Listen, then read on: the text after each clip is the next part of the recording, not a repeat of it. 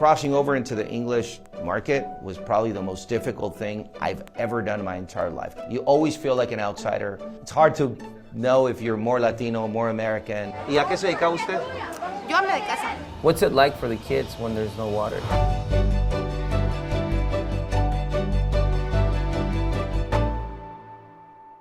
I think that for those of us who grew up bilingual and biculturally, we have two sides to our personality. Como nos explica Guadalupe Venegas. Guadalupe Venegas de nuestra cadena hermana NBC News. When I speak Spanish, I use Guadalupe Venegas and I tap into my Mexican side. ¿Y aquí cocina siempre para todos? NBC's Guad Venegas. NBC News correspondent Guad Venegas joins us. Guad Venegas has been down here, part of our reporting team. And then there's the Guad Venegas side, which is what I've done at NBC News. Ah, ¿y quién los bajaba? I wanted to be the best communicator I could be because I grew up in a community where I felt like there was never good communication with police, with authorities, with anyone. When we grew up in a community like the one I grew up in, you want to create change. You want to help people that need resources, that need representation. I grew up by the border. When you go to the border and you talk to migrants, it's easier to relate to them. Someone was trying to steal some of their belongings. We have friends and family like that, and that could be us. Well, that was my mom 30 years ago.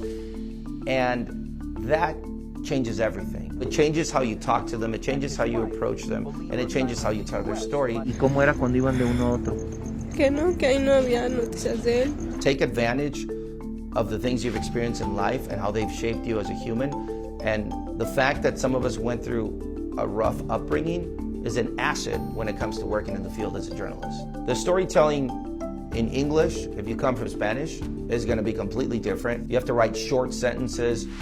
You have to punch certain words. They focus on the verbs. The way you write a story in Spanish, it's different. You start with a character, you get much more emotional, and you try to connect to a different audience. Do not translate literal sentences. Translate ideas.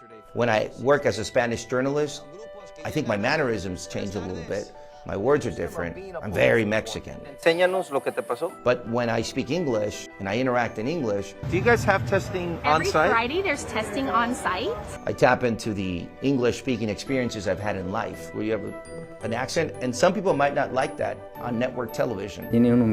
I'm scared. I'm scared after what's happened, said Jose Benjamin Moral. It's okay to have a soundbite with someone that has a thick accent because millions of people will relate to that. We do all the time is we compare notes with our partners at Telemundo. This is Guad Venegas. When we did the NBC Telemundo collaboration, I wrote the Spanish one first.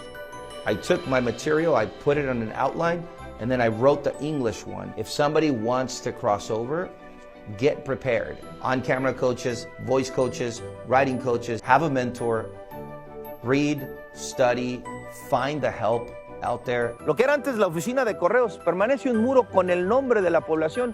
I can tell you that the first time I did something in English, someone said, I don't know if this is your thing. And you know, I'm now a correspondent. We just have to work extra because we've got two languages. I was the first person to go to college in my family. You represent the neighborhood you come from. And also, it's a story of success for my dad. When you think about your parents, when you think about what it means for the people to see you, you're like, oh my God, like, no, I have to succeed. And there's a lot of strength. Don't ever give up.